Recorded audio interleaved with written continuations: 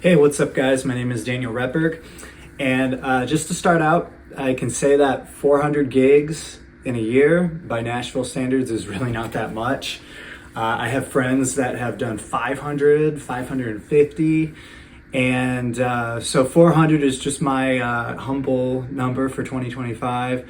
I'm not going to be counting my gigs anymore, really, because it's just a big ego trip, but this is just these are my humble opinions and observations by doing these 400 gigs. It's a mixture of fly dates, bus dates, van dates, playing down on Broadway, playing on, in bars and clubs outside of downtown.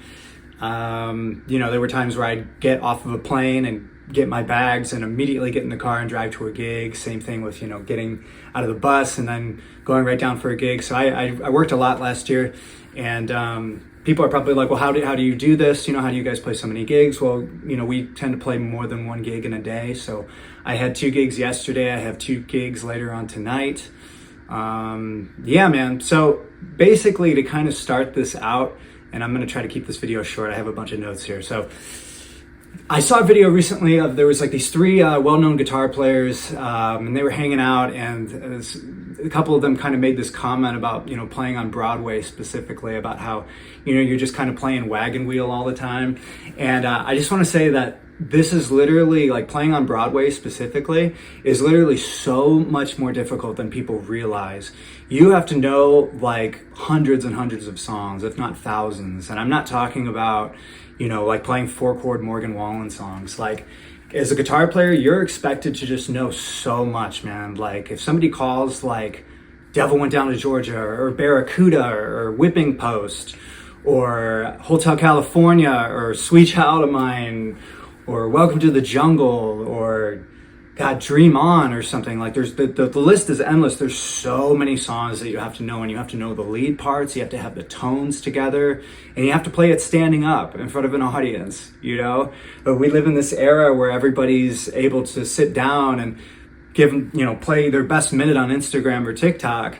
But that's not like a real world situation. I've heard this plenty of times from people. They say, oh, I found this guitar player or this bass player on Instagram and they were killing it. But then when you put them in a band, it was just like they didn't know what to do, because, it's like playing in a band is kind of a lost art in a way.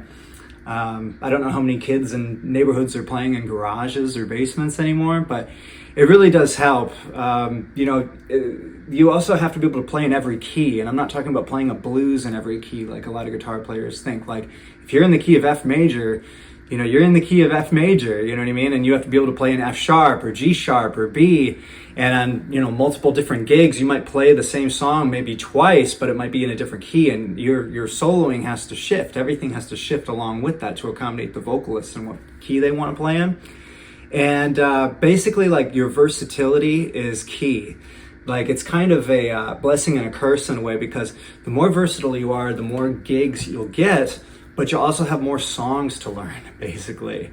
It's really hard. So you don't want to box yourself in. You don't want to just be a rock guitarist or just be like a country guitarist or a jazz guitarist, because you're just putting yourself in one lane. So if you're able to play like everything, if you can play rock, country, pop, R&B, funk, maybe a little bit of jazz or whatever, these are just potential gig opportunities that you can have, because you can play multiple genres. But at the same time, you're going to have to just know even more songs. And the initial grunt work for moving to Nashville is brutal, man. You're going to be sitting at your desk for like 7-8 hours a day learning songs.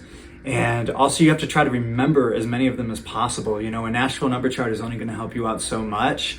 Like, knowing the intro to Pickup Man or Chattahoochee or something, it's like you just have to know these parts. The entire solo for Hotel California, like, you can't just play a blues solo over that. You have to play the entire solo like the record, and you have to be ready for it. So basically, it's like these gigs, especially downtown. I mean, I don't classify myself as just a Broadway musician. I'll play with different artists or bands, like maybe on the road, or I'll play outside of downtown, or I'll do like some session work here and there. I don't teach. I don't like teaching at all. I've been there, done that. It's like, these gigs downtown are like 3.5, 4 hours long with no breaks. I even did a 5-hour gig one time because of daylight savings time, and that was interesting.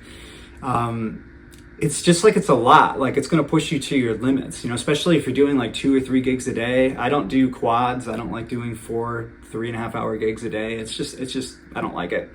The most I'll do is a triple, and it's just like, man, doing like 3-4 hour gigs a day, you know what I mean? And you're immediately going from one gig to the next to the next.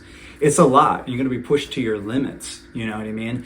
And but it just makes you so much better of a musician, you know, because you're just being put through the ringer, you know. Sorry if I'm looking down at my notes here. Some people might be like, well, aren't these like cover gigs, you know, aren't they just cover gigs? I'm going to put something in perspective that maybe people might not agree with. Unless you're the artist and you're playing your original music on stage, pretty much everything's going to be a cover gig. Even if you're like a side guy, like myself, playing for somebody, it's like still a cover gig in a way. It's just a little bit more glorified form of it. Even if you're like say like a cellist in a symphony orchestra playing like Vivaldi or like, Tchaikovsky or something, it's a Rachmaninoff.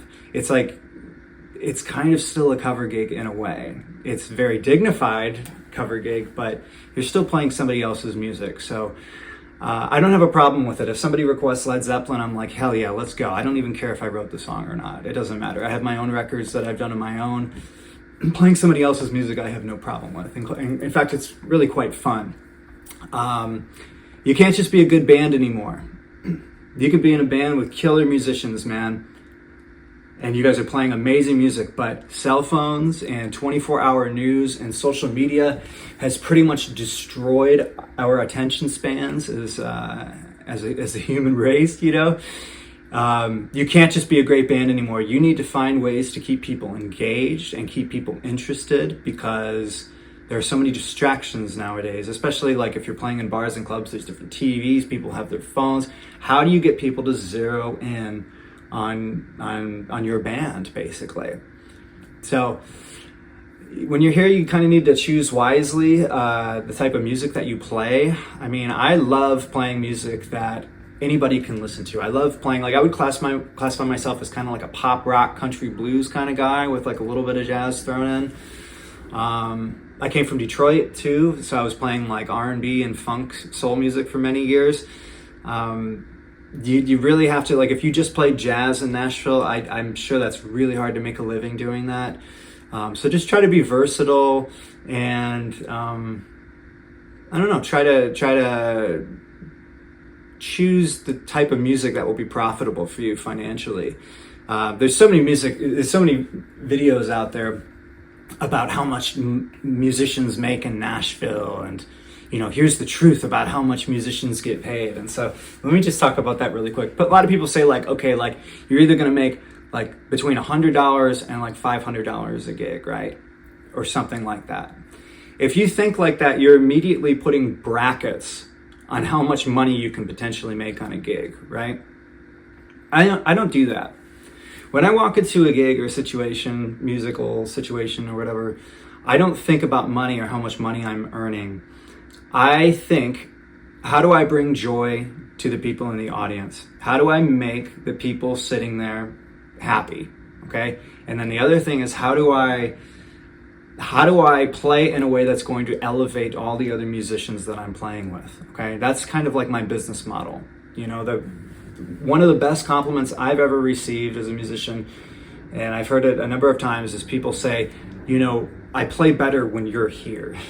And that's an amazing compliment. It's better than, oh, you have great tone or you play really good. When somebody says, I play better when you're here, that's a good sign that you're doing something right, okay? So I don't even think about the money. So if you're trying to bring people joy and you're trying to lift up others with your presence and how you play, the money will just flow to you, okay? So I don't think like, oh, on a gig, I'm either gonna make between $100 and $500. Like you can make like $1,000 a day in Nashville, depending on how many gigs you have and where you're playing and what time you're playing.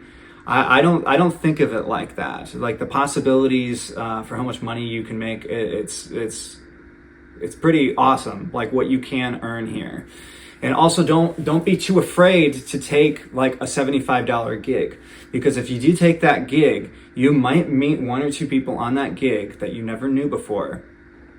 And the next day they might hit you up. One of them might hit you up and be like, hey, man, there's somebody going out on tour, the guitar player, this person that I play for, we need you to fill in on like 5 gigs. Like, can you do it? So it's like that initial $75 gig, turned into like hundreds of dollars, if not like thousands. Okay. So don't just chase money. You know what I mean? Try to pursue joy and try to bring joy to other people and try to lift others up. That tends to work out better as opposed to just, what am I getting out of this? How much money am I going to get out of this? I hope that makes sense. Let's see here. The scheduling aspect of this is really important. Throughout those 400 gigs that I did last year, I didn't have too many scheduling screw-ups. I think I maybe had 1 or 2.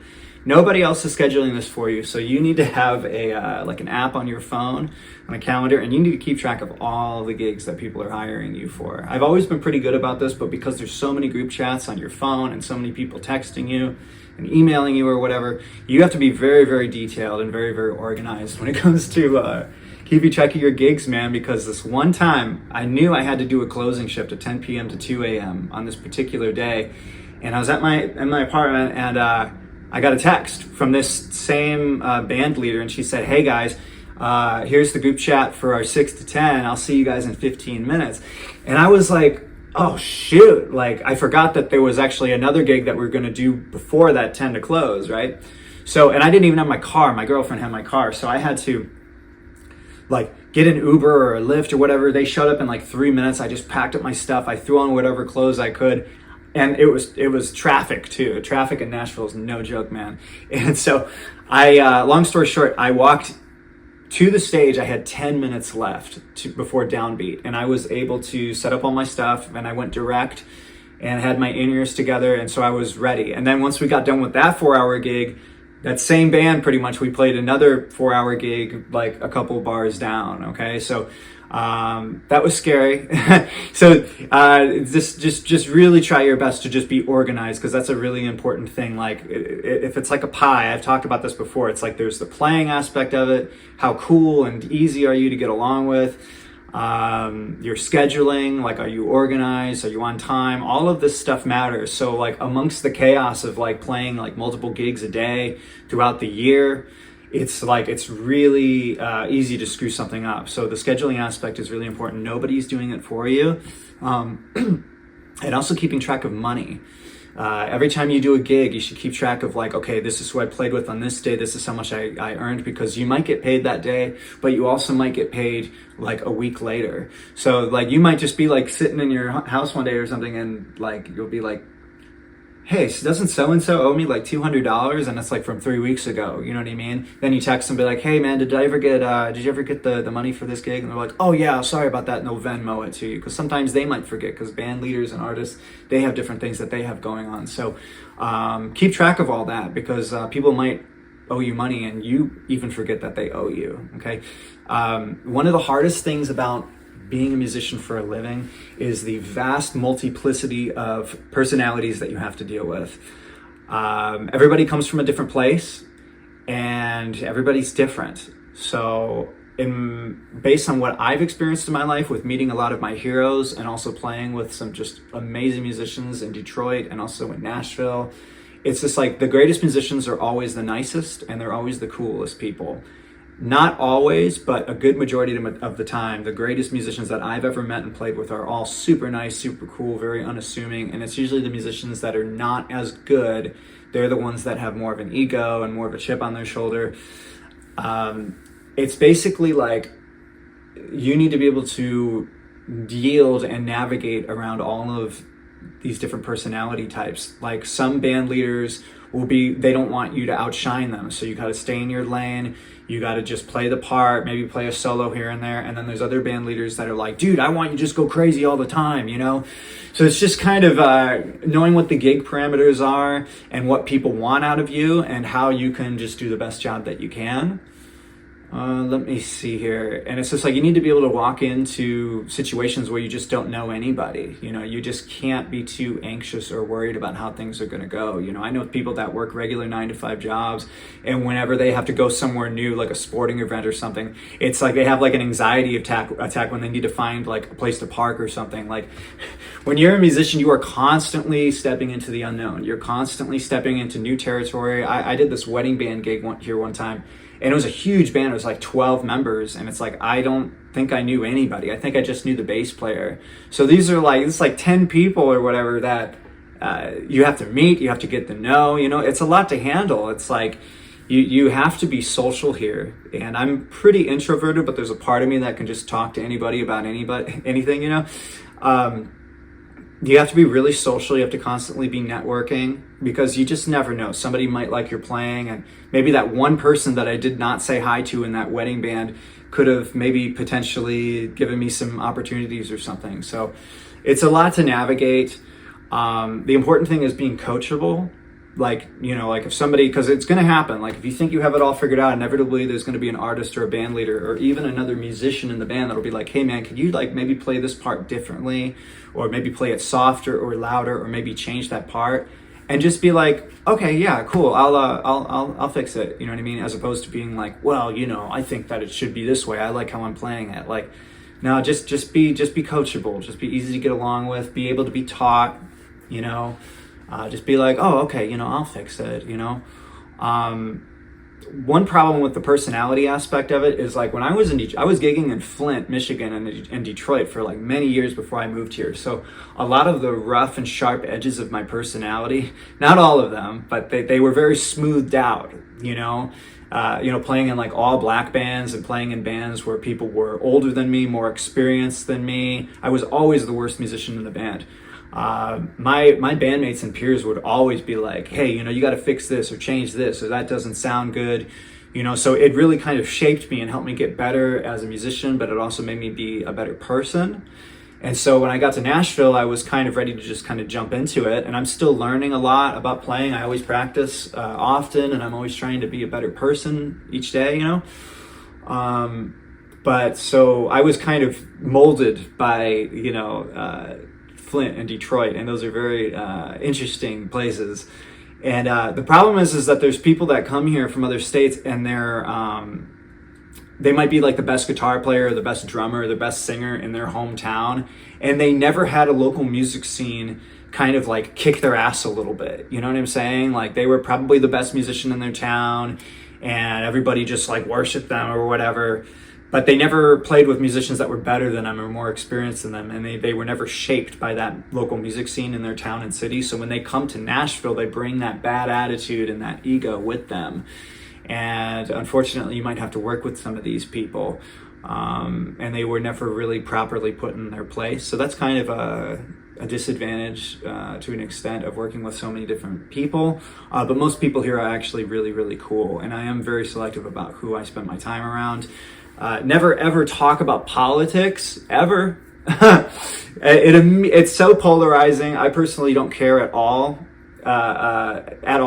It's just stupid, and it's all an illusion in my opinion. But there are some people that are just talking about politics all the time, and it immediately marginalizes your potential opportunities, because if people think like, oh, this guy believes in this or believes in that, if they don't believe that in that themselves, they probably won't hire you. You know, I have a buddy that tried out for an artist, and he's a bass player, and he got the gig, and then this other drummer got the gig, and so they were talking about when they're on the road, they're going to go to Chick-fil-A every day, right?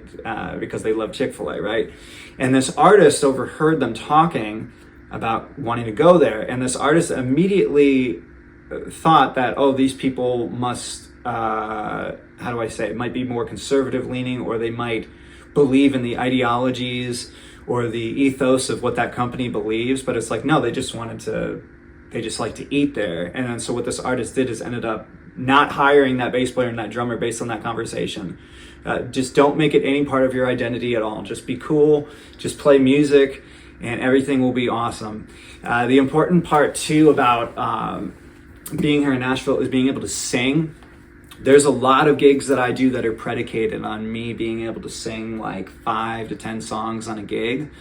It's super, super useful. What makes you useful, because I've seen it like musician A is amazing and musician B might not be as good, but they sing. So people might go with musician B because it's just like some of these gigs are really long, man, and they also need like backing vocals, you know? So if you're playing like a four-piece drums, bass, guitar, and vocals, if the vocalist goes to run the bucket or whatever, or go to use the bathroom, you know, you or the bass player or the drummer, you guys need to maybe sing a song or two, or alternate until the vocalist gets back. You know, it makes you very, very useful, especially doing like backing vocals. And also being able to do acoustic gigs as well. You know, that's the thing, is like if you just play like Telecaster, chicken picking, country type of guitar, that's cool. And Nashville needs that. It immediately puts you in one lane, as opposed to being able to play like, if you can play like hard rock, or you can play funk music, and you could do the country thing on a Telecaster. But also being able to do acoustic gigs too. There's tons of gigs that are just acoustic duos or trios. And unfortunately, you might not get hired to do those because you just don't sing. You just absolutely have to sing. And I'm not the best singer, but I'm good enough, you know? So that's really important. Sorry, I know I'm looking down at my notes. When it comes to the gear thing, it's just like, this is the most competitive job market in the world for guitar players. So you just have to have your sound together. You have to have your gear together. Maybe some of you saw my pedal board demo. Like, that's the board that I use for everything. You know what I mean? And when it comes to guitars and stuff, I'm pretty uncompromising. I'll spend a lot of money on a guitar if it sounds awesome and it, you know, stays in tune well, and it's got the tone and it's versatile. You know, having good gear is really important, and also being able to go direct, because not every venue downtown is you can't use an amp in every venue downtown. You know, you have to be able to go direct. I use a Universal Audio Lion most of the time. Sound guys love it. I've never heard anybody complain about it. It sounds awesome. It takes pedals really well. Like, that's the other thing about playing downtown, is each venue is different. You know what I mean? Each room is different. Each sound system is different. Each venue has its own pros and cons and its own little quirks, you know? So, being able to go from one venue to the next and being aware of, okay, when I'm here, I need to maybe add a little bit more high end, or I need to take away bass, you know what I mean? Going direct, I fought tooth and nail to try to not go direct. Like, I just love amps. I love playing through glass. But it's just the way it is now. Going direct, it's convenient, and like I said, when you're playing like one gig after another, just going direct, it's super easy to just set up and tear down and go from one gig to the next without having to haul an amp and mic it and get the volume right. Clothes are important. Investing in yourself is I think a crucial thing. You know what I mean? Like, going to the mall and spending like $300, $400, $500 and like going to different stores and buying jeans and buying shirts, you know, because people listen with their eyes, you know. You want to look halfway decent, you know. So it's like, if you look good, you sound good, and you're cool, and you know the songs, and you're organized. You know, I mean, all these things work together. The stress element of it is something that nobody really talks about. It can be very stressful to do this for a living, you know. I wouldn't even necessarily say from a financial standpoint. It's just, it can be stressful dealing with certain band leaders or different musicians, or dealing with the public, because everybody is just so weird now because of like phones destroying society. It's just like, being a normal, cool person will get you much farther than you realize, you know, because there's so many weird musicians out there, man. But it's just like, yeah, there is stress in doing this. You know what I mean? Somebody might text you and be like, hey, I want to try these 5 new songs tomorrow. And it's just like, it's like 2 hours before you're going to go to bed. And you know you're not going to learn them before the gig tomorrow. It's like, people spring stuff on you, you know, and yeah, dealing with the public. I mean, it's a lot, you know, and like I said, you're pushed to your absolute limits. You know what I mean? Most people don't know what it's like to play 12 hours a day, get home, go to sleep, wake up, and play another 12 hours the next day.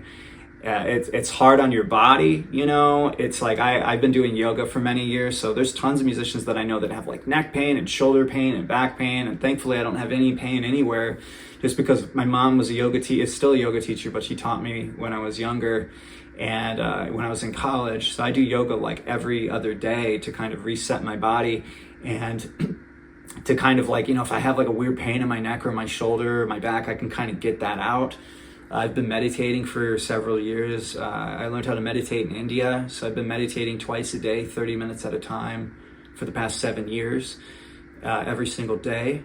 And it's been super, super helpful at just getting all the stress and all the nonsense out of my body and of my psyche, you know. So I think everybody, it doesn't necessarily have to be meditation or doing yoga, but everybody has to have a way to de-stress in their body and in their psyche, whether it's going to the gym or running, you know, working out, lifting weights, whatever it is, or swimming. Every musician needs to find a way to de-stress and to relax, because this does take a physical and emotional toll on you. It really does.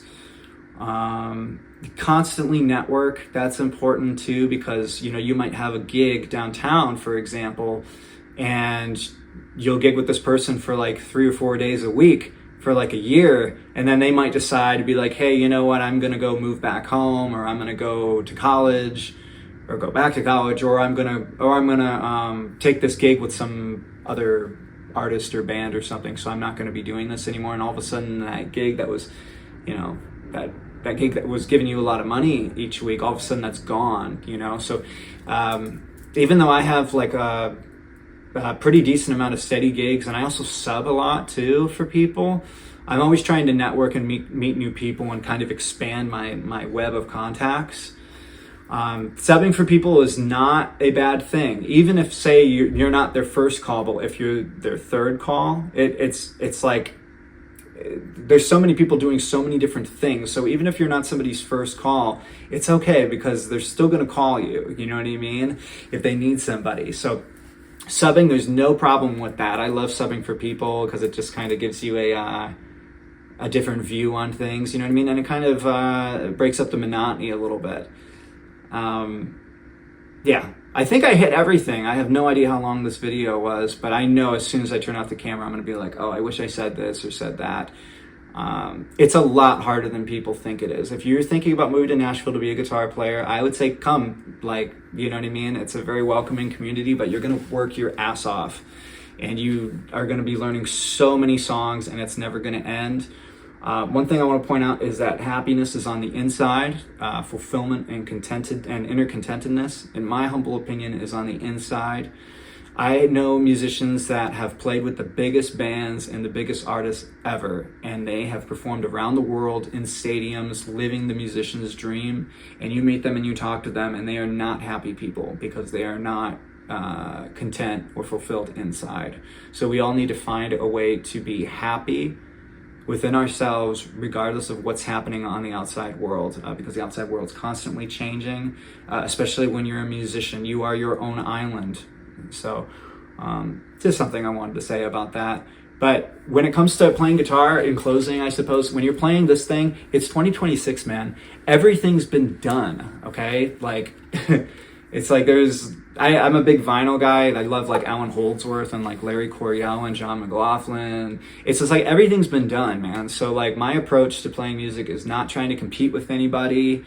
I'm not trying to be the best guitar player ever. I'm trying to be the best that I can be, but I'm also just trying to be useful. You know, when you're playing in bands and you're playing with other musicians, how are you elevating everybody else in the band?